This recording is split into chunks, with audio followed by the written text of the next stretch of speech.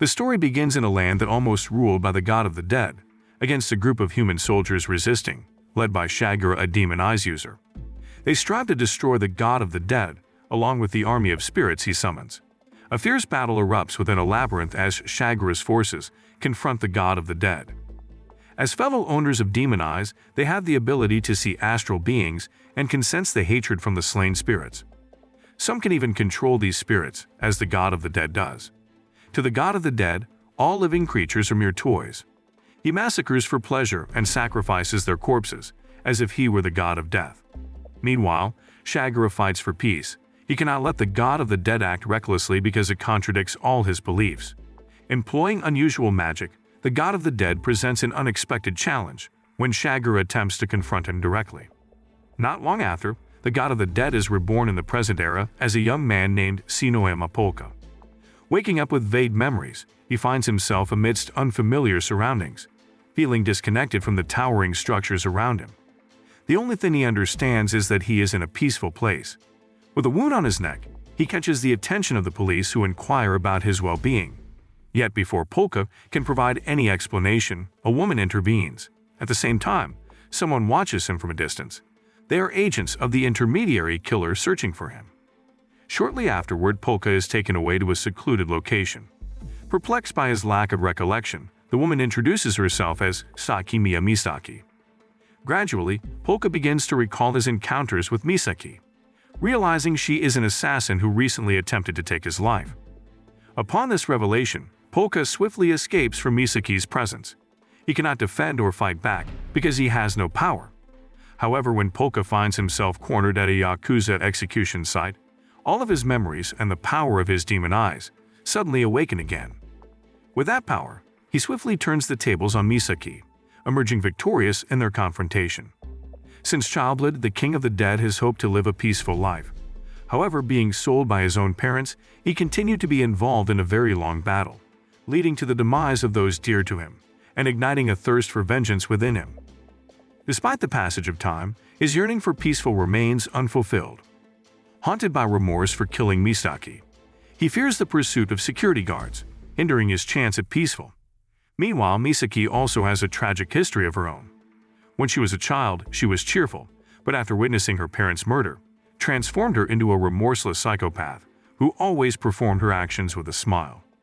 Initially driven for a revenge, she had become accustomed to killing anyone, even if they were innocent. In the present, Misaki rises from the dead. Utilizing his magic, Polka resolves to resurrect her as a living corpse.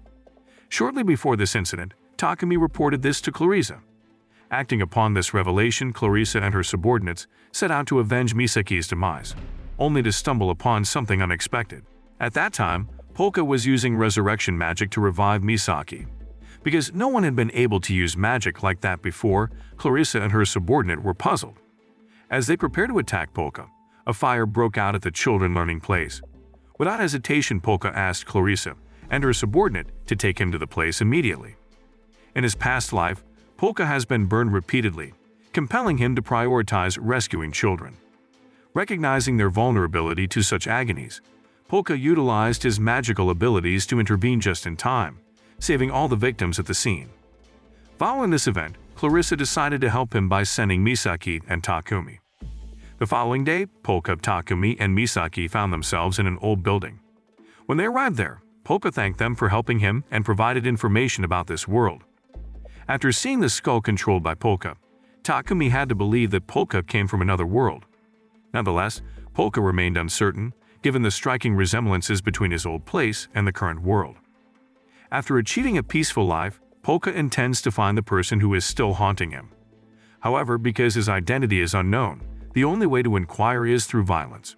Currently, Polka has no problem with Misaki. With the power of his eyes, he knows that the original body owner has forgiven him. Some time later, a guest came looking for Misaki. The guest begged her to hunt down the group of killers. However, it turned out to be a trap. As Misaki started her mission, she finds herself ambushed and outnumbered. Defeating the attackers was easy for Misaki, but because her movements started to slow down, someone shot her from behind. The reason Misaki took the job was because Polka approved it.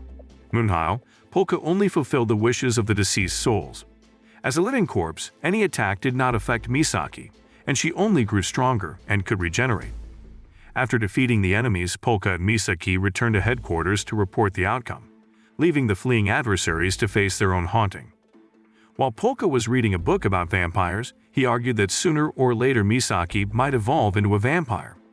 He also shared the knowledge from his former world, suggesting Misaki's body possessed anti-decay capabilities, and her saliva possibly containing a poison that could paralyze someone when she bit them. Meanwhile, the police were investigating the people who were previously defeated. They had summoned the special department because the condition of the victims was extremely unusual. Under Subaki's leadership, the special unit discussing various incidents, starting from the appearance of skulls during the fire, to a group of people who were injured under unusual circumstances. Meanwhile, in the old building, Polka was busy transferring the original soul of Shinoyama into a doll. Apologizing, Polka said that he still wanted to borrow his identity temporarily. Actually, Polka could make him talk, but he needed a considerable amount of magical energy. At that time, Polka planned to restore his magical powers first before focusing on making money. However, because there were very few spirits there, carrying out such a plan would surely not be easy. Because there were gemstones in the world, Polka intended to use them to recharge his magical energy. However, his plan couldn't proceed due to the high cost of each gemstone. As Polka and Misaki left the store, Arase from the police suddenly appeared and took Takumi's drone, who was observing them. At the same time, Subaki visited Clarissa's bar to gather information and determine if Clarissa's group was involved in recent incidents. Despite Takumi trying to remain silent when Arase took his drone to avoid implicating Polka and Misaki. However, because Polka considered Takumi a friend, he couldn't allow someone to take his belongings without permission. He aimed to retrieve the drone discreetly without revealing his powers. Shortly after, taking advantage of Arase's distraction, Misaki kicked him from behind, allowing them to escape while others pursued the fugitive known as Lemmings. Because Lemmings infiltrated the police station and stole crucial information. As Polka and Misaki arrived at the bar after dealing with Arase, the police also arrived, heightening tension. Lemmings suddenly appeared among them, intending to kidnap Misaki. Despite being a highly wanted criminal, the police struggled to apprehend him due to his speed and strength. To maintain his peaceful life, Polka couldn't use his magic in front of the police openly, but his body instinctively moved to protect Misaki. In the end, Polka unleashed his full power. By absorbing the vengeful spirits around him, Polka was also able to summon skull monsters when facing Lemmings. However, all these attacks didn't help because Lemmings' movements were faster than his. Eventually, Lemmings chose to retreat and report to his employer, while the police chose to remain silent because they couldn't do anything. Polka found himself compelled to prioritize protecting his friend over maintaining his peaceful lifestyle. Reflecting on recent events, he recognized the need for money. Following the advice of the spirits around him, he opened a fortune-telling service. Since its opening, Polka's business had been going smoothly. Many people wanted to hear his predictions because every word he said was very accurate. Even his twin nephews caught the news of his newfound talent and visited to witness it firsthand. However, due to their mischievous nature, Takumi attempted to intimidate them. Observing his nephews on the verge of tears, Polka immediately embraced them, assuring protection. Yet, he also sensed the spirits urging him to protect them. After that, he promised to return home the following day. Takumi then hinted that someone within Polka's family might be targeting him due to his inheritance as the heir of the wealthy Shinoyama clan. The following day, Polka and Misaki visited the Shinoyama residence, where they were greeted warmly by Polka's nephews and other family members. Bringing Misaki turned out to be the right decision because she came from a respected family, allowing Misaki to divert attention from Polka. Apart from the Shinoyama family, there were also unfamiliar faces among the gathering. Besides those who were gathered there, it turned out that the head of the Shinoyama family was also at home, which turned out to be Polka's father, Rosen. When Rosen greeted them, an unfamiliar relative of Polka suddenly approached him. The man sought an opportunity to discuss his business issues, which made Rosen look angry. Since he hadn't seen his son for a long time, Rosen took Polka to his private room, because he wanted to hear from him about what happened while he was away from home. However, during their conversation, Rosen could tell that the person in front of him was not his son, because their personalities were very different, despite their identical faces and voices. When Rosen pointed his sword at Polka, Kazuki and Shizuki were being abducted by criminals, because he had promised to protect both of them, Polka asked for permission to meet them both and promised to explain everything later. Meanwhile, the perpetrators who targeted Kazuki and Shizuki began to carry out their actions. The person intended to eliminate both of them by burning them. Fortunately, Misaki arrived there, and she directly confronted the person and allowed Kazuki and Shizuki to pass through. However, as the fire spread, escape seemed impossible. Just as they resigned themselves to fate, Polka swooped in to rescue them. Following the rescue, Polka and Misaki pursued the perpetrators, who was using someone else's identity to flee. Takeru, the security leader of the Shinoyama family, mobilized his team, enlisting lemmings to apprehend both the perpetrators and the mastermind behind the scheme. Following the incident, Polka explained everything to Rosen that he came from another world. Initially skeptical, Rosen was convinced after seeing the evidence. However, despite Polka's explanation, Rosen couldn't forgive Misaki for her attempt to kill Polka. Without fear, Misaki calmly admitted her actions. When Rosen threatened her, Polka's original soul intervened, halting his father's aggression. Observing Polka's behavior, Rosen recognized his son's soul within the new body, because his son's soul could still be returned to his original body, and Rosen no longer had any issues with it. Furthermore, Misaki was also allowed to escape, because she had helped save his grandchildren. After their meeting, Misaki reflected on her actions and decided to apologize to Polka's original soul, despite it being too late. Meanwhile, at the police station, the prisoner known as Surimura managed to escape just as Tsubaki was interrogating him. Surimura was a magician who had committed many criminal acts. He had been involved in cases of theft, kidnapping important officials, and openly hijacking TV channels, which made him famous because all of it was done as part of his magic show. Although labeled as a criminal, Surimura's magic abilities were unquestionable. However, he was very obsessed with mystical matters, because he wanted to obtain proof that there was something called magic without using tricks or illusions. During his confinement, Surimura became intrigued by cases involving skull appearances at fire scenes, attributed to a fugitive with fire-manipulating abilities. Seeking for the genuine magic, Surimura confronted the fugitive, only to be disappointed by the lack of genuine magical power displayed. The following day, Polka's elder nephew requested to stay with him, accompanied by Sahyo and her assistant Shoyu. They claimed it was due to their room being burned and under police investigation. However, that was just an excuse. Rosen had another motive for telling them to stay there. Polka assumed that Rosen wanted to provide protection, but at the same time, he also suspected Sahyo of targeting his life. The following day, Sahyo seemed difficult to wake up, and she was still in bed, even though it was already noon. Meanwhile, Shoyu appeared very diligent. Besides providing all of Sahyo's needs, she would also carry out her duties to assist Polka. Meanwhile, at the Shinoyama residence, Tsubaki was conducting an investigation, exploring connections to recent cases involving Polka and Takeru. Because Sahyo had difficulty waking up early, Takumi arranged a room for her use. Later that night, Shoyu, distrustful of the imposter Polka, secretly observed him while he slept. Despite being tasked with protecting him by Rosen, Shoyu felt more loyal to Rosen and considered eliminating the fake Polka. During her surveillance, Shoyu overheard a conversation between Polka, Misaki, and Takumi discussing dragons from another world. This conversation made Shoyu misunderstand and think that they were talking about a video game. Moreover, because Misaki was playing with some skulls, Shoyu became confused and didn't know what they were doing.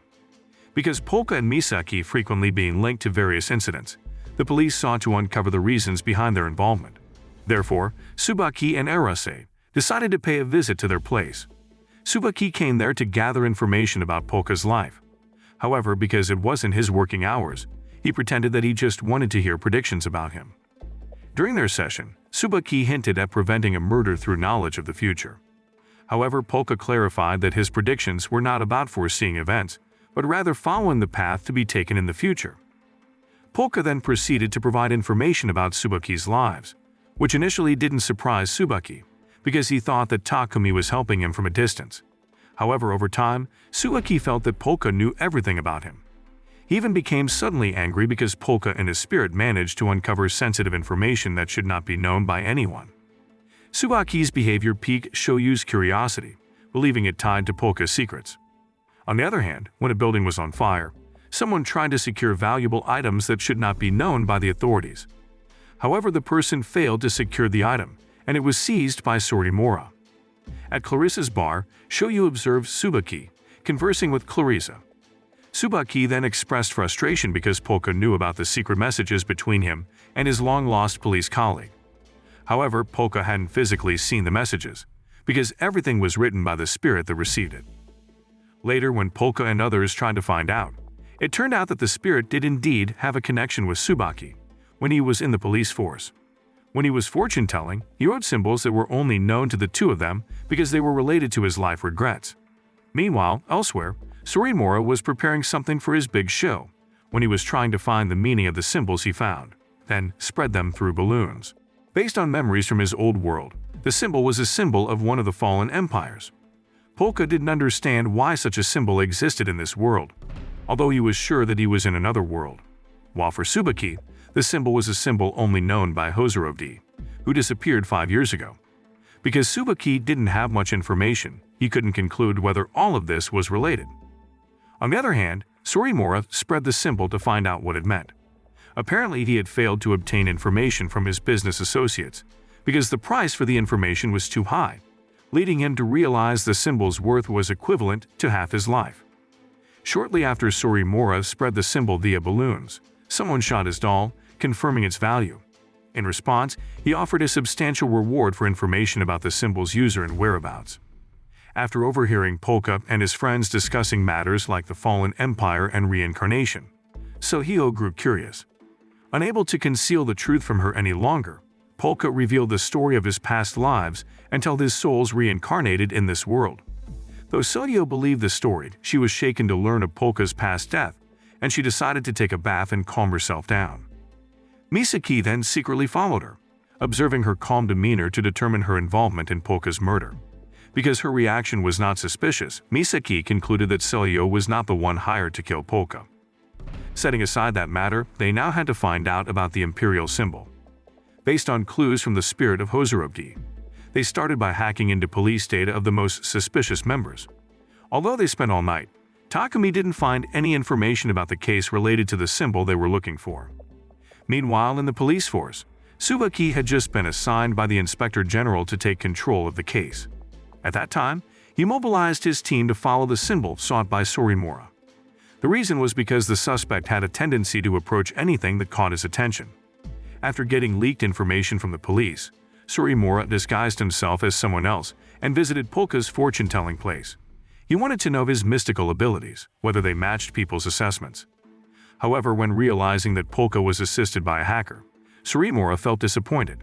But when he asked about the symbol that had recently spread, Sorimura was very surprised because Polka knew the true form of the symbol. Moreover, Sorimura became even more interested in him because Polka knew information about his deceased acquaintance. Besides Sorimura, there was another person who asked the same thing to Polka, and this person caught Sorimura's attention because he was wearing a raincoat with writings that were familiar to him. At the police station, there was a dispute going on because some senior officers disagreed with Tsubaki becoming their leader. Nevertheless, there were still many parties supporting him, especially as they seemed more reliable than those protesting against him. On the rooftop of the building, Shoyu was searching for information about Hozorovdi through her connections. At the same time, Sorimura had just arrived there. When Shoyu realized that Sorimura noticed her presence, Shoyu swiftly attacked him, mistaking him for Polka initially, surprising Sorimura. Meanwhile, when Polka was asleep, someone appeared and wrote a message using fire magic. Shortly after, an unknown person contacted him and asked if he was the illegitimate child of Sabaramid. Hearing that name made Polka curious whether the person came from the Empire or from his original world. However, they didn't understand at all what he was talking about. Instead, they asked who Polka really was. After that, Polka used his demon eyes to find out if anyone was watching him. Then he saw a fight on the rooftop and saw several people walking around the neighborhood. At the same time, Sorimura didn't want to deal with Shoyu, but she kept cornering him because she wanted to know what the person's business was with Polka. The situation escalated when Lemmings arrived under Takeru's orders, initially leading Shoyu to believe Lemmings sided with Sorimura. Despite her attacks, Lemmings ignored her, focusing solely on Sorimura.